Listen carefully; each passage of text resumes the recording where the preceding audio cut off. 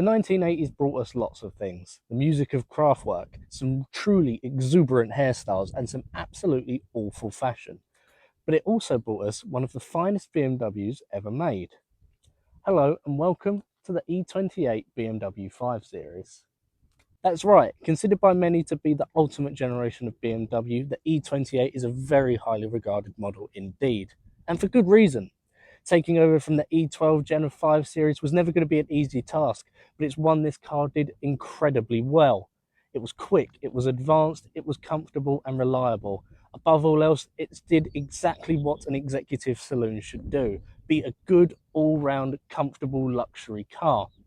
The E28 is a marvellous thing, and today we're going to have a little bit of a look around this one, which is a 1985 E28 525i, arguably the sweet spot in the range, and then we're going to get it out on the road and see what makes it so special. And then I'm going to tell you a little bit about what I think. Let's get into it. Looks are where the E28 certainly succeeds, in my opinion. It's a great improvement on the E12 it's taken over from, without being too modern or too brash or too exuberant. It's very nicely balanced. It's a wonderful looking thing, especially in this classic white with the black pinstriping. Inside, it's classic BMW. It's a very lovely place to be. The fit and finish is of the highest standard, and it's just generally very, very comfortable. Everything is well laid out and visible, and it's generally well equipped for the era. I've got an electric sunroof, electric windows, and some nice amenities up front.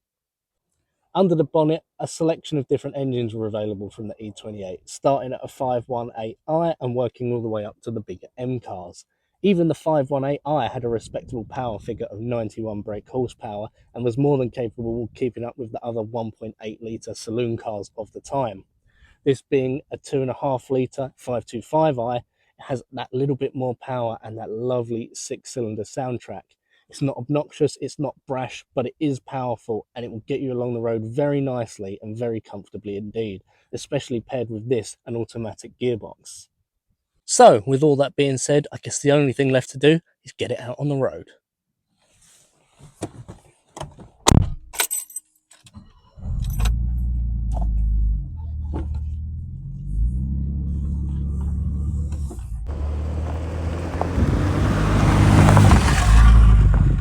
First impressions behind the wheel of the E28 are very good indeed. It soaks up the bumps, it rides sublimely well, and it's incredibly quiet in here. It's calm, it's contained, it's a marvellous example of exactly what a premium saloon car should be. This car is every bit the executive motorway mile-muncher. You could eat up the miles in this very, very comfortably. Road holding is very good. There's a nice bit of softness to it that you would want with an exec saloon, but it does still feel sharp and precise enough to have a bit of fun should you want to.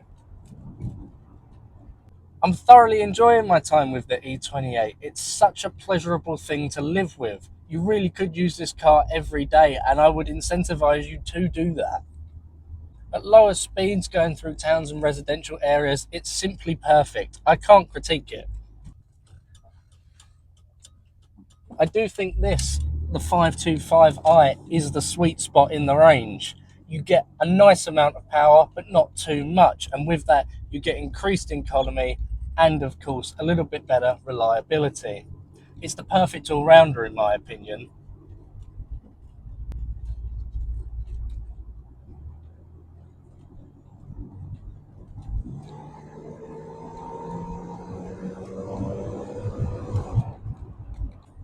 There is a nice amount of pickup when you have a bit of fun with your right foot. It's not the fastest, don't get me wrong, but it delivers its power in a very subtle and sedate way. I'm impressed.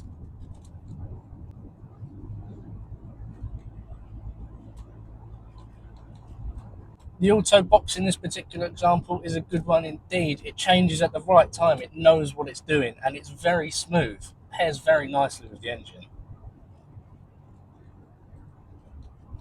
So, what do I think of the E28 Generation 5 series, specifically this, the 525i?